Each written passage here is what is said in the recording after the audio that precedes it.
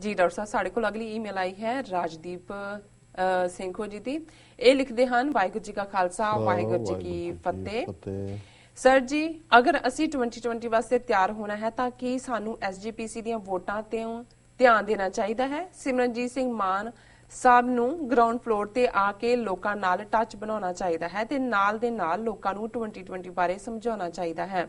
अगर लोगों ने एसजीपी का साथ दिता तो 2020 की तैयारी सौखी हो जाओ। इस बारे तुहाडा की विचार है? ते एसजीपीसी के मैंबर एजुकेटेड होने चाहिए ने जो 2020 की तैयारी ठीक दिमाग नाल करन।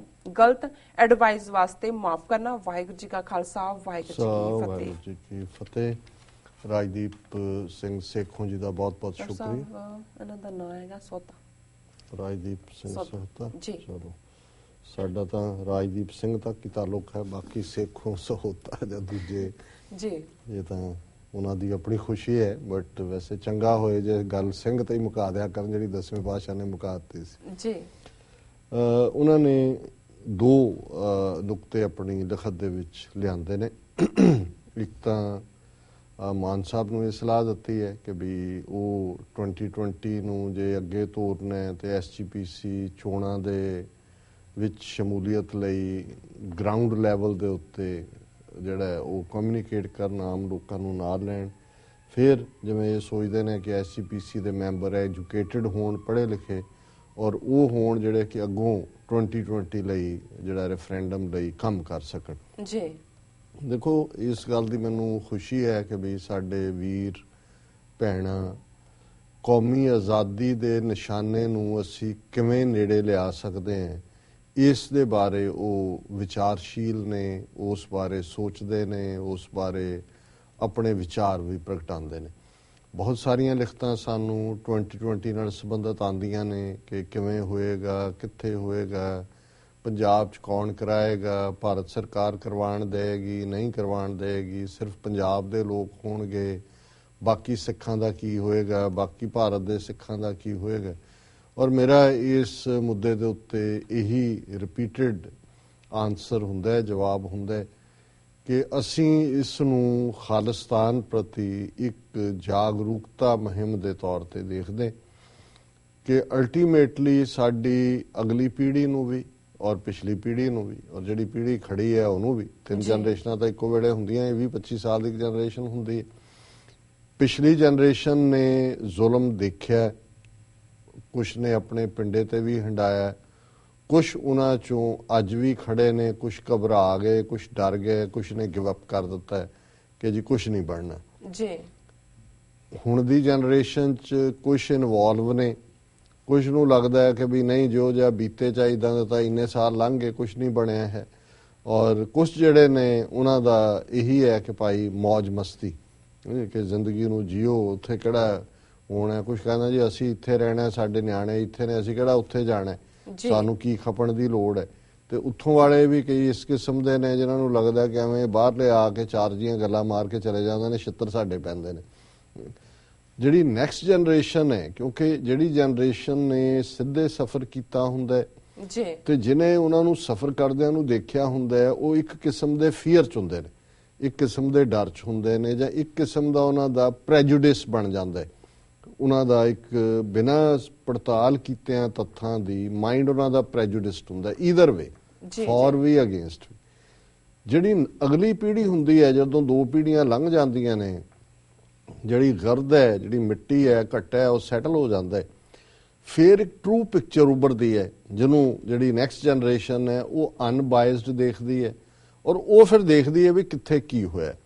हुण जिहड़ी गल भारती हाकमां और उन्हां दे दुम छल्लिआं लई, उन्हां दे कौंसलेट्स और एम्बेसीज और हाई कमिशनस लई फिकर दा कारण है कि नैक्सट जनरेशन ने झंडा चुक लिया खालिस्तान दा। और उन्होंने जदों इन्हां नूं कोई होर आर्गूमेंट नहीं मिलता, क्योंकि नैक्सट जनरेशन नूं कोई बोली दा कॉम्पलैक्स नहीं है, वो पूरे फैक्ट्स नाल गल करदे ने। फिर ये चार्ज लगता है कि जी ये जिहड़े खालिस्तानी ने इन्हां ने अगों बच्चों दे ब्रेन वॉश कर दिते ने, दिमाग धो दिते ने कि जी उन्हां नूं तां बस उही फीड किया जा रहा। सो असीं समझदे हैं भी रेफरेंडम 2020 ने एक फ्रैश जिहड़ा हवा दा बुल्ला आज़ादी की गल नूं अगे तोरन दा दिता है। ਸ਼੍ਰੋਮਣੀ ਕਮੇਟੀ ਦੀਆਂ ਚੋਣਾਂ 'ਚ 2020 ਦੀ ਕੀ ਗੱਲ ਹੋਏ ਜਾਂ ਮੈਂਬਰ ਚੁਣ ਕੇ ਕੀ ਕਰਨ।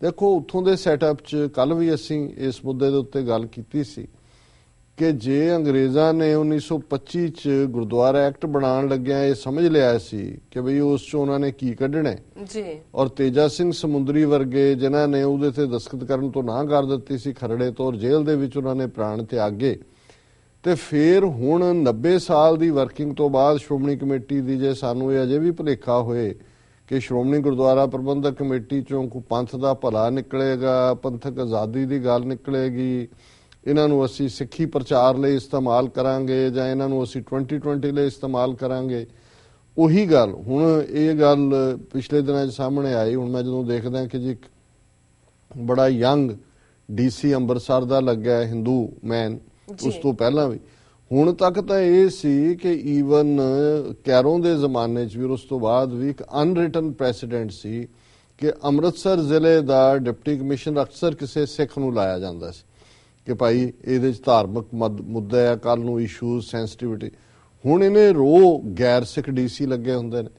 ਔਰ ਅੰਮ੍ਰਿਤਸਰ ਦੇ ਵਿੱਚ ਸ਼੍ਰੋਮਣੀ ਗੁਰਦੁਆਰਾ ਪ੍ਰਬੰਧਕ ਕਮੇਟੀ ਦਾ ਕਿਉਂਕਿ ਹੈੱਡਕੁਆਰਟਰ ਵੀ ਆ, ਜਦੋਂ ਸ਼੍ਰੋਮਣੀ ਕਮੇਟੀ ਚੋਣਾਂ ਹੁੰਦੀਆਂ ਨੇ, ਚੋਣਾਂ ਤੋਂ ਬਾਅਦ ਪਹਿਲੀ ਮੀਟਿੰਗ ਨੂੰ ਜ਼ਿਲ੍ਹੇ ਦਾ ਡਿਪਟੀ ਕਮਿਸ਼ਨਰ ਪ੍ਰੀਜ਼ਾਈਡ ਕਰਦਾ ਜੀ। ਔਰ ਹੁਣ ਪਿਛਲੀਆਂ ਚੋਣਾਂ ਵੇਲੇ ਕਿਉਂਕਿ ਮੀਟਿੰਗ ਤਾਂ ਉਹ ਅੱਜ ਤੱਕ ਉਹਨਾਂ ਨੂੰ ਸਹੁੰ ਹੀ ਨਹੀਂ ਚੁੱਕਣ ਦਿੱਤੀ ਗਈ, ਲੇਕਿਨ ਉਸ ਤੋਂ ਪਹਿਲਾਂ ਵਾਰੀ ਡਿਪਟੀ ਕਮਿਸ਼ਨਰ ਗੈਰ ਸਿੱਖ ਸੀ, ਹਿੰਦੂ ਸੀ, ਔਰ ਬਾਦਲਾਂ ਨੂੰ ਕੋਈ ਫਰਕ ਨਹੀਂ। ਔਰ ਹੁਣ ਤਾਂ ਕਿਉਂਕਿ DCਆਂ ਨੂੰ ਤਾਂ ਪੰਜਾਬ ਗਵਰਨਮੈਂਟ ਹੀ ਲਾਉਂਦੀ, ਬਾਦਲ ਚੁਣ ਕੇ ਗੈਰ ਸਿੱਖਾਂ ਨੂੰ ਲਾਉਂਦਾ। ਔਰ ਹੁਣ ਤਾਂ ਉਹ ਗੱਲ ਵੀ ਮੁੱਕ ਗਈ। ਹਾਲਾਂ ਪਿਛਲੀਆਂ ਚੋਣਾਂ ਵੇਲੇ ਕਿਸੇ ਸਿਆਣੇ ਬੰਦੇ ਨੇ ਇਹਨਾਂ ਨੂੰ ਰਾਏ ਦਿੱਤੀ ਵੀ ਇਹ ਜਲੂਸ ਨਾ ਕੱਢੋ, ਇਹ ਇੱਕ ਪ੍ਰੈਸੀਡੈਂਟ ਬਣਿਆ ਹੋਇਆ ਹੈ ਕਿ ਅੰਮ੍ਰਿਤਸਰ ਦੀ ਹੁਣ ਉਹਨਾਂ ਨੇ ਕਿਹਾ ਜੀ ਤੁਹਾਡੀ ਸ਼੍ਰੋਮਣੀ ਕਮੇਟੀ ਦੇ ਮੈਂਬਰਾਂ ਦੀ ਜਿਹੜੀ ਮੀਟਿੰਗ ਹੋਏਗੀ ਉਹਨੂੰ ਹਿੰਦੂ ਡਿਪਟੀ ਕਮਿਸ਼ਨਰ ਪ੍ਰੀਜ਼ਾਈਡ ਕਰੇਗਾ ਜੀ, ਤੇ ਉਹਨੂੰ ਫਿਰ ਉਹਨਾਂ ਨੇ ਕੀਤਾ ਹਿੰਦੂ ਡਿਪਟੀ ਕਮਿਸ਼ਨਰ ਨੂੰ ਥੋੜੀ ਦੇਰ ਲਈ ਛੁੱਟੀ ਤੇ ਭੇਜ ਦਿੱਤਾ ਸੀ, ਤੇ ਇੱਕ ਸਿੱਖ ਡਿਪਟੀ ਕਮਿਸ਼ਨਰ ਨੂੰ ਜਿਹੜਾ ਕਿ ਲਾਗਲੇ ਜ਼ਿਲ੍ਹੇ ਦਾ ਸੀ ਉਸ ਤੋਂ ਜਿਹੜਾ ਉਹ ਪ੍ਰੀਜ਼ਾਈਡ ਕਰਵਾਇਆ। ਸੋ ਤੁਹਾਡੀ ਸ਼੍ਰੋਮਣੀ ਕਮੇਟੀ ਜਾਂ ਇਸ ਸ਼੍ਰੋਮਣੀ ਕਮੇਟੀ ਦਾ ਹਾਲ ਤਾਂ ਇਹ ਹੈ ਵੀ ਇਹਦੀ ਮੀਟਿੰਗ ਵੀ ਜਿਹੜੀ ਆ ਉਹ DC ਪ੍ਰੀਜ਼ਾਈਡ ਕਰਦਾ ਜੀ, ਔਰ ਚੋਣਾਂ ਕਦੋਂ ਕਰਵਾਉਣੀਆਂ, ਵੋਟਰ ਕੌਣ ਬਣੇਗਾ, ਸਹਿਜਧਾਰੀ ਵੋਟਾਂ ਦਾ ਮੁੱਦਾ, ਈਵਨ ਸ਼੍ਰੋਮਣੀ ਕਮੇਟੀ ਦੀਆਂ ਸੰਸਥਾਵਾਂ ਨੂੰ ਵੀ ਮਾਈਨੋਰਿਟੀ ਸਟੇਟਸ ਦੇਣਾ ਕਿ ਨਹੀਂ ਦੇਣਾ, ਸੁਪਰੀਮ ਕੋਰਟ ਜਿਹੜਾ ਆਪਣੇ ਕੋਲ ਲੱਗ ਕੇ ਕੇਸ ਬੈਠੇ। ਸੋ ਮੈਂ ਸਮਝਦਾ ਕਿ ਬੇਸ਼ੱਕ ਰਾਜਦੀਪ ਸਹੋਤਾ ਜੀ ਦੀ ਸੋਚ ਸੁੱਚੀ ਹੈ, ਉਹ ਇਹ ਦੇਖਦੇ ਨੇ ਕਿ ਪੰਜਾਬ ਦੇ ਵਿੱਚ ਅਸੀਂ ਕਿਵੇਂ ਪ੍ਰਚਾਰ ਰਾਹੀਂ ਗੱਲ ਤੋਰ ਸਕਦੇ, ਪਰ ਇਹਨਾਂ ਨੇ ਤੁਹਾਡੇ ਕੋਲ ਇਸ ਕਿਸਮ ਦਾ ਕੋਈ ਪਲੇਟਫਾਰਮ ਨਹੀਂ ਆਣ ਦੇਣਾ ਜਿੱਥੋਂ ਤੁਸੀਂ ਪੰਥਕ ਚੜ੍ਹਦੀ ਕਲਾ ਦੀ ਗੱਲ ਕਰ ਸਕੋ। ਸੋ ਇਹਨਾਂ ਦਾ ਬਹੁਤ ਬਹੁਤ ਸ਼ੁਕਰੀਆ, ਇਹਨਾਂ ਨੇ ਸਾਨੂੰ ਲਿਖਿਆ।